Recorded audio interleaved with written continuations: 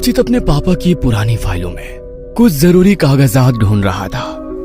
तभी उसके हाथ में कुछ पेपर्स आए जिन पर खून के छींटे थे। रचित ने हैरानी से उन कागजों को देखा और उन्हें पढ़ने की कोशिश करने लगा। उन पर लिखे हुए बहुत से अक्षर लगभग मिट चुके थे। फिर भी जब उसने किसी तरह उन्हें पढ़ा तो हैरान रह गया। ये कागज किसी बंगले के थे जिसे उसके पापा ने वर्षों पहले खरीदा था। रचित उन कागजों को लेकर अपनी माँ वीणा जी के पास गया और उसने कहा, माँ देखो मुझे पापा की फाइल में क्या मिला है, बंगले के कागज। ये सुनते ही वीणा जी ने घबराकर उसके हाथ से उन कागजों को छीन लिया और बोली, तुझे किसने कहा था इन्हें हाथ लगाने के लिए? मैं आज इन्हें जला ही देती हूँ। ये क्या बोल रही हो तुम माँ? पहले तो मुझे ये समझ में नहीं आ रहा है कि जब पापा के पास ये बंगला था तब आज तक हम सब इस सड़े हुए किराए के मकान में क्यों रह रहे हैं? पापा ने आज तक कभी इस बंगले का जिक्र तक नहीं किया और तुम भी कागज जलाने की बात कर रही हो। रचित परेशान सा बोला। इन कागजों को देखते हुए वीणा जी की आंखों में आंसू आ गए थे।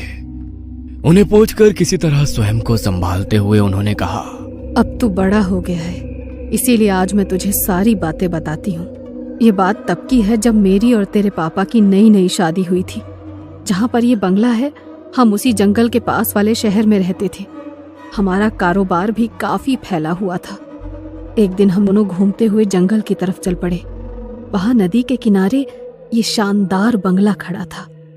ये बंगला इतना सुंदर था कि एक ही नजर में मुझे भा गया और मैंने इसे खरीदने की जिद ठान ली। तेरे पापा ने मेरी इस जिद को पूरा भी कर दिया और जल्दी ही ये बंगला हमारा हो गया। हम अक्सर सप्ताह के अंत में वहां रहने जाते थे।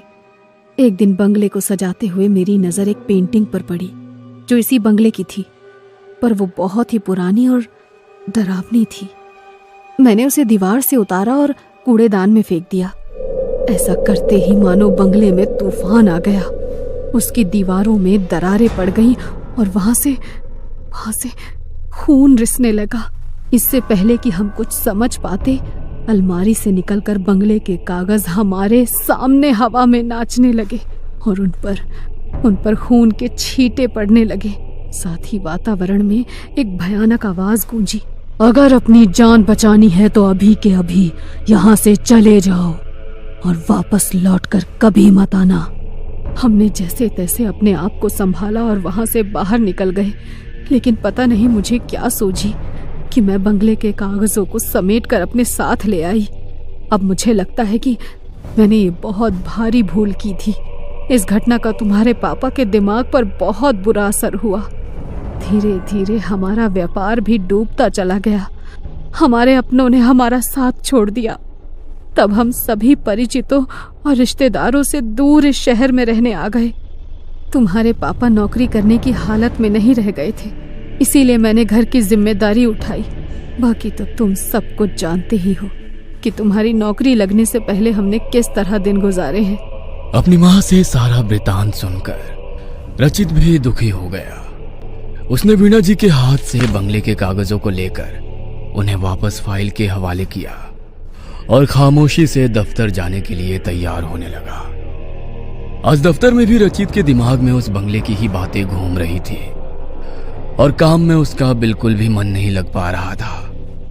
क्योंकि थोड़ी ही देर में कंपनी के बॉस मिस्टर धर्मिक के साथ उसकी मीटिंग थी, इसलिए ना चाहते हुए भी मन मारकर उसे कॉन्फ्रेंस हॉल की तरफ जाना ही पड़ा।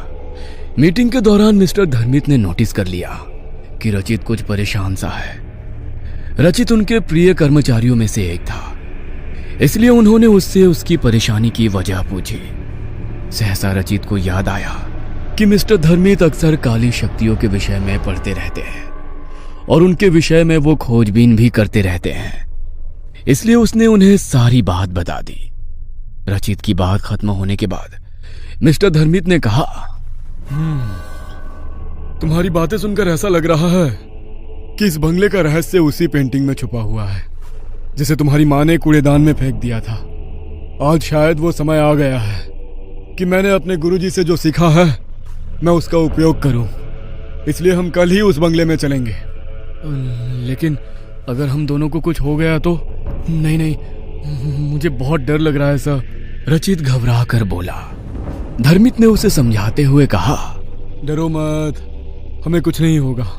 मैं आज रात कुछ विशेष पूजा करके हमारी सुरक्षा का सारा इंतजाम कर लूंगा। अब तुम घर जाकर आराम करो, मैं भी आज छुट्टी लेकर अपने घर जा रहा हूँ। घर आकर जब रचित ने वीना जी को मिस्टर धर्मित के साथ बंगले में जाने की बात बताई, तब उन्होंने उसे रोकने की बहुत कोशिश की, लेकिन रचित को मिस्टर धर्मित पर पूरा भरोसा था। अगले दिन तय समय पर मिस्टर धर्मित रचित के घर आए। वीना जी ने उन्हें भी समझाने की बहुत कोशिश की, लेकिन मिस्टर धर्मित ने कहा, आंटी आप घबराइए मत, ईश्वर चाहेंगे तो आपका बंगला जल्द ही आपको वापस मिल जाएगा। बस आप बंगले के कागज मुझे दे दीजिए। अब वीणा जी कोई प्रतिरोध नहीं कर पाई और उन्होंने कागज लाकर मिस्टर धर्मित को सौंप दिया। मिस्टर धर्मित ने उन कागजों को संभाल कर अपने बैग में रखने के बाद रचित के गले में अभिमंत्रित किया हुआ एक लॉकेट पहना दिया। वैसा ही लॉकेट उनके गले में भी था। चाहे कुछ भी हो जाए रचित, इस लॉकेट को तुम अपने गले से मत उतारना। ये अगले 48 घंटों तक हमें बुरी शक्तियों से बचाकर रखेगा और हमें नींद भी नहीं आने देगा। मिस्टर धर्मित के कहने पर रचित ने हामी भर दी। 7 घंटों के लंबे सफर के बाद मिस्टर धर्मित और रचित की गाड़ी उस बंगले के बाहर खड़ी थी। यह बंगला पूरी तरह से उजाड़ हो चुका था। उन दोनों ने जैसे ही बंगले के अंदर जाने के लिए उसका दरवाजा खोला, वहां तेज आंधी शुरू हो गई। फिर भी वो दोनों डरे नहीं और मजबूती से एक दूसरे का हाथ थामकर बंगले में प्रवेश कर गए। बंगले के अंदर घोप अंधेरा था, लेकिन मिस्टर धर्मित पूरी तैयारी के साथ वहां आए थे। उन्होंने तुरंत अपने बैग से बड़ी बड़ी मोमबत्तियां निकालकर जला दी। इन मोमबत्तियों से एक खास किस्म की खुशबू आ रही थी। अभी वो दोनों आगे कुछ सोचते कि तभी बंगले में से किसी के हंसने की आवाज आने लगी। इस हंसी के थमते ही वहां एक दूसरी आवाज गूंजी। तुम दोनों को क्या लगता है इन मोमबत्तियों की मदद से तुम हमें यहाँ से निकाल दोगे? यह असंभव है, असंभव। इसलिए उन्हें बुझा दो और यहाँ से चले जाओ। यह सुनकर रचित और मिस्टर धर्मित थोड़ा सा घबरा गए। रचित कुछ कहना चाहता था, लेकिन मिस्टर धर्मित ने उसे चुप रहकर पेंटिंग ढूंढने का इशारा किया। वो दोनों अपने हाथ में मोमबत्ती लेकर अपने काम में जुट गए।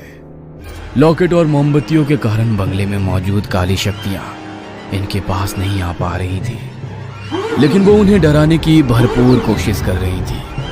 अंदर अंदर थोड़ा डरने के बावजूद वो दोनों बिना रुके अपने काम में लगे हुए थे। समय बीतता जा रहा था, लेकिन उनकी तलाश खत्म ही नहीं हो रही थी। 24 घंटे गुजर चुके थे। उनके लॉकेट की शक्ति खत्म होने में भी बस 24 घंटे ही शेष थे। ऐसा लगता है कि हम सफल नहीं होंगे, रचित ने धीरे से मिस्टर धर्मित से कहा और गुस्से में उसने अपने पैरों को जोर से फर्श पर पटका। ऐसा करते ही उसका पैर फर्श को तोड़ता हुआ थोड़ा अंदर चला गया।